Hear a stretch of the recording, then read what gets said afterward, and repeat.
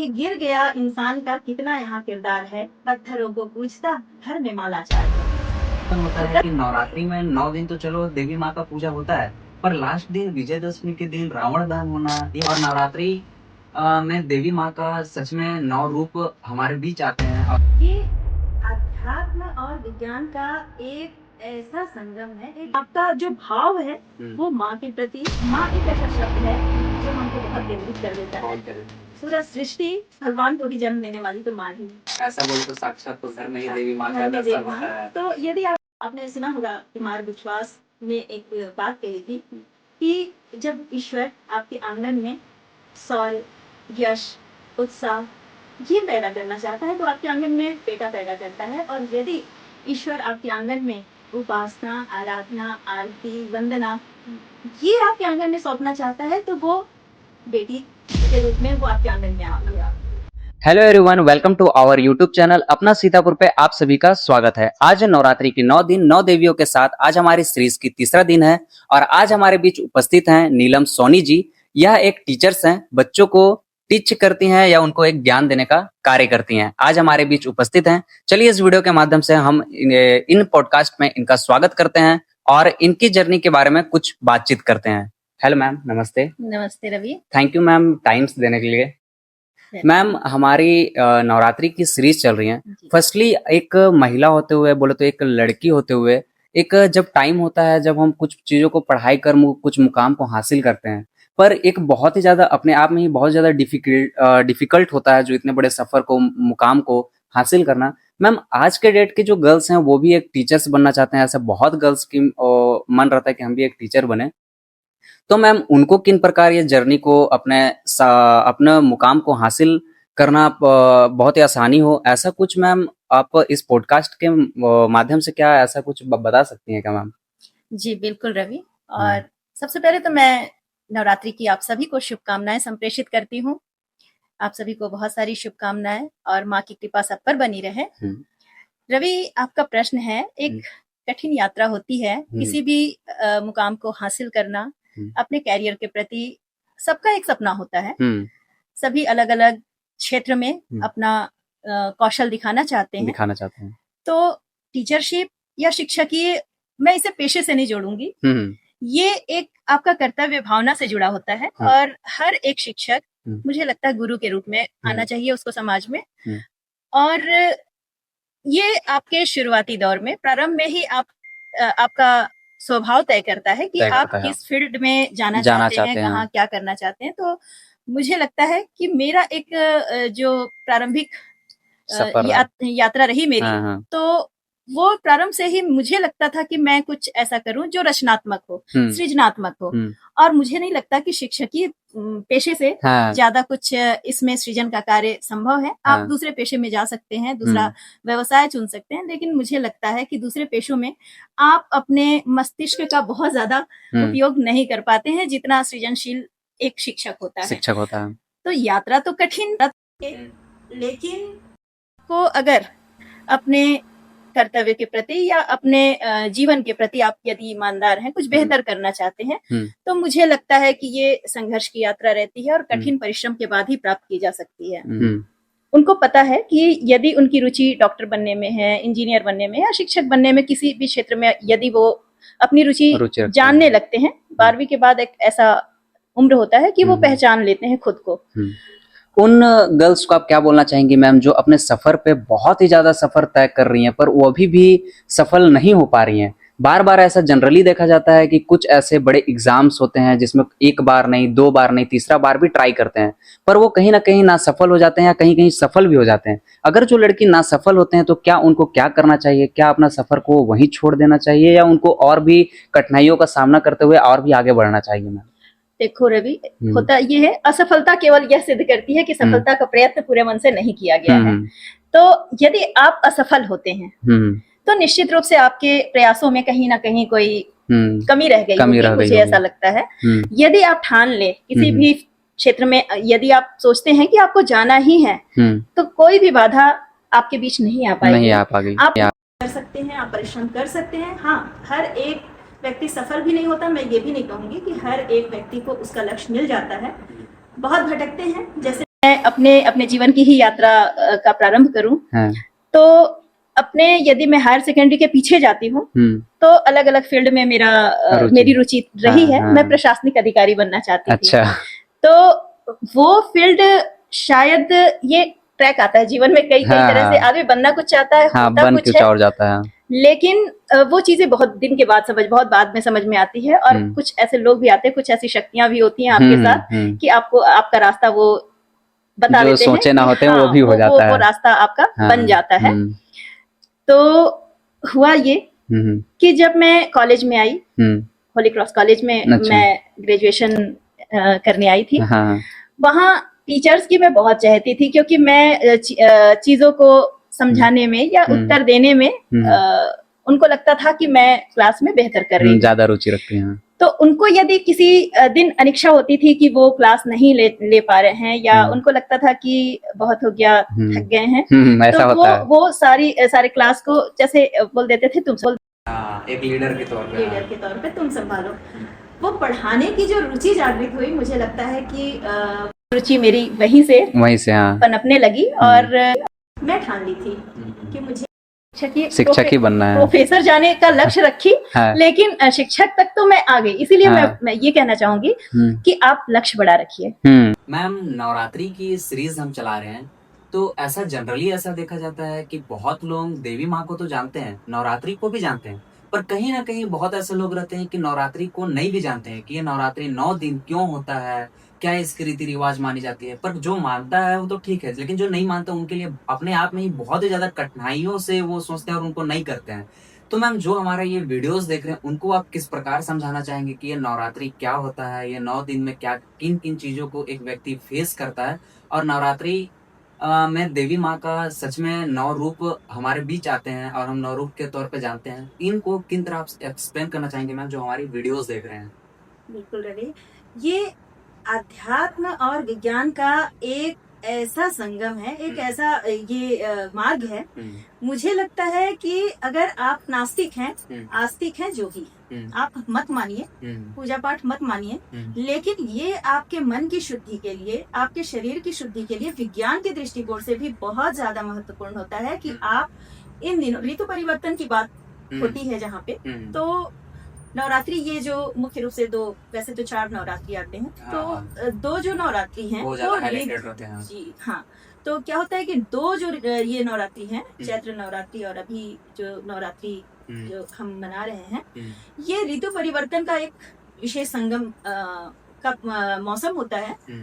और ऐसे में मन को और शरीर को दोनों को एक साधना की आवश्यकता होती है, चाहे आप उसे व्रत के रूप में करें, उपवास के रूप में करें, या फिर आप मन को शुद्ध करने के लिए करें या शरीर को शुद्ध।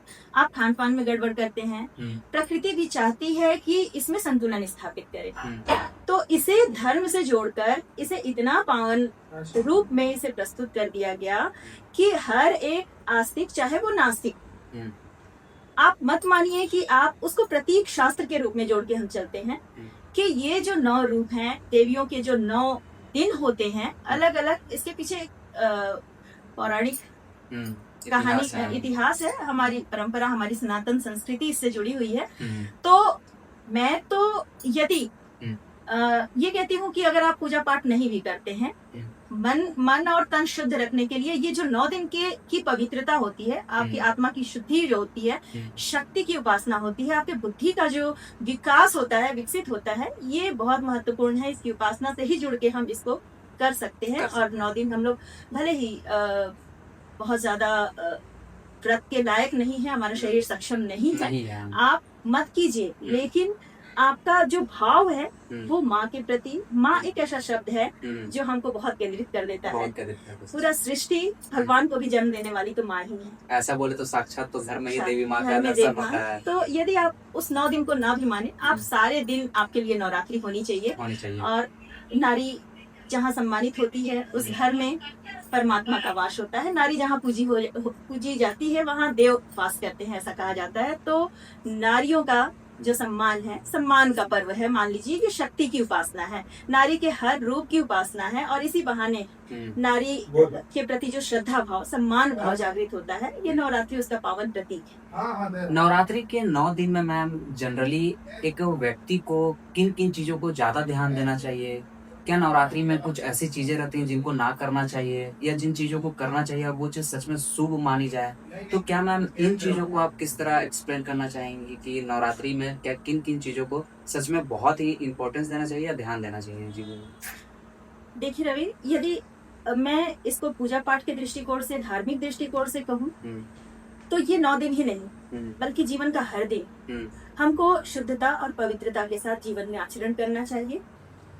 मैम अगर हम नवरात्रि की बात करें तो ऐसे नारी शक्ति की भी हम इसमें एक याद आता है कि आज के जो गर्ल्स हैं, जैसे आप अभी बताए कि आज के टाइम पे जो आज के जनरेशन है एकदम मॉडल जमाना होते जा रहा है, तो मैम नारी शक्ति क्या है? आज की जो लड़कियां हैं उनको किस तरह समझना चाहिए कि नारी एक क्या है, क्या उनको किन किन चीजों को वो बहुत ही अच्छे से वो कर सकती हैं, या नारी शक्ति उनके लिए क्या बहुत ही बड़ा एक योगदान है, या वो अपने आप को खुद भी जान सके? इसको मैम किस तरह हम एक्सप्लेन कर सकते हैं कि नारी शक्ति क्या है? देखिए, स्त्री तो शक्ति का प्रतीक है ही है। श्रृंगार, वात्सल्य, स्नेह, ये सारे प्रतीक, ये सारे रूप उसके अंदर हैं। तो यदि कोई भी स्त्री या आज की नारियां अपनी शक्ति को नहीं पहचान पा रही हैं, तो मुझे असंतुष्टि लगती है कि वो सिर्फ रील बनाने में, सिर्फ नाच गाने में अपनी वो क्षमता को कम करती जा रही है। तो अपनी शक्ति को तभी आप पहचान सकते हैं जब आपका सामर्थ्य जिस क्षेत्र में, ये नहीं कहती कि नृत्य गलत होता है, नृत्य में परमात्मा का वास होता है, संगीत, नृत्य, इससे मुझे परहेज नहीं है, लेकिन मुझे लगता है कि इसे सिर्फ मनोरंजन का साधन ना बनाए। इसे एक आस्था से जोड़ के देखें, श्रद्धा से जोड़ के देखें। नारी एक मर्यादा का नाम है। और उपासना, आपने सुना होगा कुमार विश्वास ने एक बात कही थी कि जब ईश्वर आपके आंगन में शौर्य, यश, उत्साह ये पैदा करना चाहता है तो आपके आंगन में बेटा पैदा करता है, और यदि ईश्वर आपके आंगन में उपासना, आराधना, आरती, वंदना ये आपके आंगन में सौंपना चाहता है तो वो बेटी के रूप में वो आपके आंगन में आती है। तो नारी श्रद्धा का प्रतीक है। नारी तुम केवल श्रद्धा हो, विश्वास रजत नव पक्तल में, पीयूष स्रोत सी बहा करो जीवन के सुंदर समतल में, यही कहा गया है। तो मुझे लगता है कि वो श्रद्धा का प्रतीक है, मर्यादा का प्रतीक है, और नारी को अपने लक्ष्य से भटकना नहीं चाहिए। जिस तरह से आज की जो युवा पीढ़ी अपने आप रास्ते से भटका हुआ महसूस कर रहे हैं, भटक रहे हैं वो, और उन्हें लगता है कि छोटे कपड़े, अमर्यादित कपड़े या ऐसे ही खुलापन में वो अपने आप को आजाद महसूस कर रही हैं। तो मुझे लगता है कि यहाँ पर उन्हें मर्यादित होकर, और बहुत सारी टिप्पणियां आजकल तो बहुत ये विवादित बातें होती हैं, लेकिन मुझे लगता है कि मर्यादा का नाम, शक्ति का नाम, श्रद्धा का नाम स्त्री है, नारी है, तो उसे अपनी पहचान खुद करनी होगी। नारी को अपनी क्षमता खुद पहचाननी होगी, और सशक्त तभी वो हो पाएगी जब वो अपनी पहचान कर पाएगी। मैम घर में बेटी जब पैदा होती है तो साक्षात लक्ष्मी का वास होता है, माना जाता है कि घर में लक्ष्मी आई है। पर जब नवरात्र चलते हैं तो भी ऐसा माना जाता है कि घर में साक्षात माँ दुर्गा प्रवेश कर रही हैं, लेकिन हम उनको देख नहीं सकते पर ऐसा महसूस कर सकते हैं। पर उसको कैसे महसूस करें मैम? क्या ऐसा लगता है कि घर में हमारे यहाँ साक्षात देवी माँ प्रवेश की हैं? इन नवरात्रि हम अपने जो वीडियोस जो हमारे देख रहे हैं उनको किस तरह इनको समझाएं कि वो अपने आप में भी कैसे महसूस करें? बिल्कुल रवि, ये बहुत महत्वपूर्ण है कि समाज इस बात को स्वीकारे कि ये सिर्फ 9 दिन बेटियों के महत्व का दिन नहीं होता है, बल्कि हर एक आंगन में जब वो किलकारी लेती है, जब वो बेटी आंगन की तुलसी की तरह वो बढ़ती है, तो कहते हैं ना कि बेटा भाग्य से और बेटियां सौभाग्य से होती हैं। 2-2 कुलों की लाज होती हैं बेटियां। तो उसके महत्व को हर एक, और मुझे लगता है कि स्त्री भी यहाँ पे दोषी इसलिए होती है क्योंकि बेटी होने पे ज्यादा जो घर में नकारात्मकता वाला भाव जो होता है वो माओ में, दादियों में, इनमें आता है कि अरे बेटी हो गई, हाँ, ऐसा माना जाता है। और पुरुष उसके बाद ये चीज महसूस करता है। तो मुझे लगता है कि स्त्री जाति को यहाँ पे बदलना होगा, उसे हाँ। अपनी अहमियत को पहचानना होगा। हाँ। और वो अगर वो समझ पाए कि नहीं, नारी का होना शिव भी शव के समान, यदि उनके साथ सती नहीं है तो नारी उसके साथ वो शक्ति नहीं, तो मुझे लगता है कि वो अधूरा है। और एक बेटी किसी भी आंगन में वो एक जीवन को देने वाली होती है, सर्जक होती है, तो उसका कितना महत्व है वो हर एक आंगन की माओ को महसूस करना चाहिए। और जितने भी जो लिंग भेद हैं, भ्रूण हत्याएं हैं, उनसे बचकर हम 9 दिन कन्याओं को क्यों खिलाएं, 9 दिन उनकी पूजा क्यों करें, क्यों ना ये वर्ष भर हो, क्यों ना ये जीवन भर हो, तो उनका महत्व हम जान सकेंगे और स्त्रियों का एक अच्छा स्थान होगा। नवरात्रि का महत्व तभी है जब नारी पूजी जाएगी। इसका मतलब बस यही होता है कि नारी है तो सब है, नहीं तो जग सारा अधूरा है। बिल्कुल बिल्कुल। मैम अब हम बात करें कि चलो पुरानों के जो आदमी, जो आज के डेट में जो पुराने आदमी हैं, ऐसा घर के बूढ़ी माँ हम बोल सकते हैं, बूढ़े दादा बोल सकते हैं, उनको तो ये सब चीज़ों के चलो सब चीज़ उनको जानकारी है। पर आजकल के जो युवा हैं, जो आज का जो युवा पीढ़ी है, उनको एक चीज़ ये भी कंफ्यूजन होता है कि नवरात्रि में 9 दिन तो चलो देवी माँ का पूजा होता है, पर लास्ट दिन विजयदशमी के दिन रावण दहन होना, ये अपने आप में ही एक अपना अजूबा टाइप से एक लगता है कि इधर तो माँ दुर्गा का पूजा हो रहा है, पर लास्ट दिन राम जी आकर के रावण दहन कर रहे हैं। देखिए रवि, इसके पीछे 2 पौराणिक कथाएं हैं। एक नवरात्रि मनाने के पीछे जो कथा है वो कहा जाता है कि महिषासुर के आतंक से पूरी सृष्टि तबाह होने लगी थी। महिषासुर जो वो महिष मतलब भैंस और एक दानवी, उनके संयोग से महिषासुर का जन्म हुआ था। तो महिषासुर की माता ने उन्हें किसी भी पुरुष से तुम नहीं मारे जाओगे ऐसा वरदान आशीष दिए थे वो, और वो उनकी माँ चली गई थी। उसके बाद हुआ ये कि इनके अंदर घमंड आ गया, बहुत तेज प्रतापी थे, अहंकार आ गया था, और उसके बाद इन्होंने ब्रह्मा जी की उपासना की। ब्रह्मा जी की ये उपासना किए, और उपासना के बाद ब्रह्मा जी तत्काल प्रसन्न होने वाले देव, भगवान शिव भी प्रसन्न होने वाले देव माने जाते हैं। तपस्या से ये प्रसन्न हुए। प्रसन्न होने के बाद इन्होंने उन्हें तुम किसी से भी नहीं मारे जाओगे, किसी पुरुष से नहीं मारे जाओगे, ये वरदान दिया। पुरुष से नहीं मारे जाओगे, वहाँ स्त्री शब्द छूट गया था। पुरुष से नहीं मारे जाओगे, ये उनके वरदान में शामिल था। अब इनको महिषासुर को तो अहंकार आ गया कि अब मैं मारा ही नहीं जाऊंगा। अहंकार इतना बढ़ गया, ये अहंकार स्त्री शब्द से अलग हो गया, मतलब स्त्री की शक्ति को वहां पे नकार दिया गया कि तुम स्त्री से नहीं मारे जाओगे।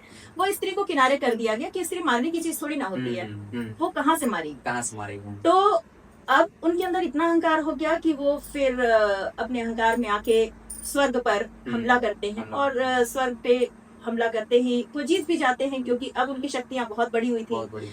जितने भी देवता होते हैं वो सबको परास्त कर देते हैं। सारे देवता परास्त होकर हार मान जाते हैं और अपना वो हार कर वो चले जाते हैं भाई, और इनका राज हो जाता है महिषासुर का स्वर्ग लोक पर। जैसे ही उनका राज होता है तो आतंक और बढ़ जाता है। अब वो अपनी इच्छा से सारे ग्रह नक्षत्रों को, देवताओं को अपने वश में किए होते हैं। सृष्टि पर त्राहिमाम मच जाता है। पूरा जो सृष्टि होता है, जहाँ अग्नि, वायु सब कैद में है, वो उनके हिसाब से काम कर रहे हैं, तो सृष्टि का सारा काम रुक जाता है, बाधित हो जाता है। और ऐसे में पूरी सृष्टि तबाह होने के उसमें आ जाती है, मतलब तबाह होने वाली होती है। और जब त्राहिमाम मचता है तो सारे देवता परेशान होते हैं, और वो फिर से जाते हैं ब्रह्मा विष्णु महेश की शरण में। ये भी परेशान, इनके भी हमें हमला करके देखते हैं महिषासुर पर, लेकिन महिषासुर की शक्तियां इतनी तेज थी, इतना वो प्रतापी बन चुका था कि इनके अस्त्र शस्त्र भी काम नहीं आते हैं, हार जाते हैं ये। हारने के बाद जब ब्रह्मा जी को याद आता है कि अरे मैंने तो इसे पुरुषों से मारने का वरदान दिया था, स्त्री शब्द मैंने नहीं लाया था, तब ये जाते हैं माँ भगवती की शरण में। भगवती की शरण में जाते हैं तो माता को प्रसन्न करने के लिए अब के जो सारे देवता होते हैं, सारे ये होते हैं ब्रह्मा विष्णु महेश, सारे लोग उनकी शरण में जाके उनको प्रसन्न करने के बहुत सारे तप, तपस्या, जप तप शुरू करते हैं, साधना शुरू करते हैं। 3 दिन तक ये लगातार चलता है। और जब माँ प्रकट होती हैं तो माँ को बोलते हैं, शिव आराधना करते हैं, और वो कहते हैं कि तुम्हारे बिना शिव शव के समान है, मतलब तुम ही शक्ति हो, तुम ही सर्जक हो, और तुम्हारे होते हुए इतना आतंक मचाया हुआ है महिषासुर। उसे लगता है कि कोई भी स्त्री जाति उसका वध नहीं कर सकती है। तो माँ को पता चलता है अहंकार के बारे में, और जब जब ये तमस, ये अंधकार बढ़ता है, तो निश्चित रूप से माँ रक्षा करने आती है धरती पर, और वो कहती हैं उनको शक्ति स्वरूप के रूप में वो प्रकट होती हैं। सारे देवताओं से वो शक्ति ग्रहण करती हैं, किसी के वो धनुष लेती हैं, किसी का सुदर्शन चक्र लेती हैं, ऐसा करके उनको सारे हथियार मिल जाते हैं, और ये केंद्रित हो जाती हैं शक्तियां माँ के रूप में, माँ के पूरे रूप में, उनके पूरे अस्त्र शस्त्र के साथ सारे देवताओं की शक्तियां एकत्रित हो जाती हैं, और हिमालय राज उनको अपना बाग देते हैं। शेर की सवारी जो करके माता आती हैं, वो अपना सौंपते हैं उनको शेर, और माँ फिर अलौकिक रूप में महिषासुर पर आक्रमण करती हैं, और लगातार 9 दिन तक ये युद्ध चलता है, और लास्ट के 9वें दिन वो परास्त हो जाते हैं। माँ उनका वध कर देती हैं, और सारे अंधकार का नाश होता है, और तब से इस अंधकार के नाश और उजाले, मतलब ज्ञान की जीत और सत्य की जीत के रूप में नवरात्रि का पर्व मनाया जाता है। और रवि, आपका दूसरा प्रश्न था कि ये दशहरा, श्री राम जी 9 दिन हम उपासना किए माँ की, और लास्ट में श्री राम जी का। तो सतयुग में भगवान श्री राम और रावण, हमेशा ये सुर असुर का चलता रहा है हमारी धरती पर, और अगर प्रतीक के रूप में रहे तो सत्य और असत्य का संग्राम चलता रहा। तो हुआ ये कि रावण का वध करने के लिए श्री राम जी युद्ध करते हैं। आप रामायण से परिचित ही हैं, हमारे सारे बड़े बुजुर्ग परिचित हैं, सभी जानते हैं कि राम और रावण के बीच किस तरह से युद्ध हुआ। बहुत परेशान होते हैं, जब चूंकि रावण भी कम शक्तिशाली नहीं था, उसके पास भी बहुत शौर्य था, साहस था, बल था, ऐसे परास्त करना किसी के वश में भी नहीं था, उसे भी शक्तियां मिली हुई थी। तो राम जी लगातार युद्ध कर रहे थे, और कहीं ना कहीं उनको लगता था कि कोई शक्ति, कोई देवी स्वरूपा उसे बचा ले रही है, रावण को बचा ले रही है। तब उन्हें ये महसूस होता है कि उनको शक्ति की उपासना करनी चाहिए, तब जाके रावण का वध किया जा सकता है। तो श्री राम जो कमल नयन के रूप में कहलाते हैं, हम उनको जानते हैं, वो शक्ति की उपासना करने बैठ जाते हैं। शक्ति की उपासना वो लगातार करते रहते हैं 9 दिन तक। वो हर रूप के, माँ के हर रूप की पूजा करते हैं, और आखिरी दिन उनको षड्यंत्र वाला पूरा इतिहास पड़ा हुआ है। तो आप जानते हैं कि रावण भी नहीं चाहता था कि वो हार जाए, तो वो कहता क्या है कि 108 नील कमल का फूल उनको चढ़ाना रहता है, माँ प्रसन्न हो जाएंगे, ऐसा सोच के। तो आखिरी कमल के फूल को वो क्या करते हैं, वहां से गायब कर देते हैं। अब लास्ट अंतिम दिन था पूजा का, अंतिम दिन वो 108 कमल के फूल पूरे नहीं हो पा रहे थे, तो श्री राम जी को याद आता है कि उनको माता कौशल्या कभी कमल नयन कहा करती थी। तो उनको याद आता है, और वो कमल नयन अपना, अब उनकी आराधना पूरी हो जाए, उनकी साधना पूरी हो जाए करके वो अपना धनुष उठाते हैं, और अपने नयन को ही निशाना बना लेते हैं, और वो माँ को समर्पित करना चाहते हैं। अब जब ये दृश्य आता है सामने कि वो अपने आंखों पर भी निशाना साध लिए हैं, तो माँ प्रकट होती है, और माँ प्रकट होती हैं और उन्हें विजयी होने का आशीर्वाद देती हैं। और माँ के आशीर्वाद के बाद 10वें दिन रावण का वध होता है। और ये 9 दिन शक्ति की उपासना, और 10वें दिन श्री राम के विजय का पर्व दशहरा बनाया जाता है। यही हमारे पौराणिक कथाओं में है, और हमारे इतिहास का हर पन्ना किसी न किसी विज्ञान से, अध्यात्म से जुड़ा हुआ है, जिसे हमको स्वीकार करना चाहिए। Thank you ma'am. आज हम लोग बात किए बहुत ऐसे पुराने चीज़ों के बारे में, और नवरात्रि की 9 दिनों से अच्छे से एक्सप्लेन किया मैम आप, और साथ ही नवरात्रि के साथ साथ विजयदशमी के दिन को भी अच्छे से एक्सप्लेन करें, एज अ रामायण के तौर पे भी हम जाने। तो आज की जो हमारी सीरीज थी, आज यहीं हम खत्म करते हैं। साथ ही नवरात्रि के 9 दिन 9 देवियों के साथ हम आप सभी के बीच आते रहेंगे। आज हमारी सीरीज की 3री दिन थी, कल 4थी दिन होगी, और ऐसा ही नारी शक्ति सशक्ति के बातों पे हम आप सभी के बीच रखेंगे और साथ ही नवरात्रि की और भी चीजों को और भी डीपली जानने का कोशिश करेंगे। तो बने रहें हमारे YouTube चैनल अपना सीतापुर पे। धन्यवाद।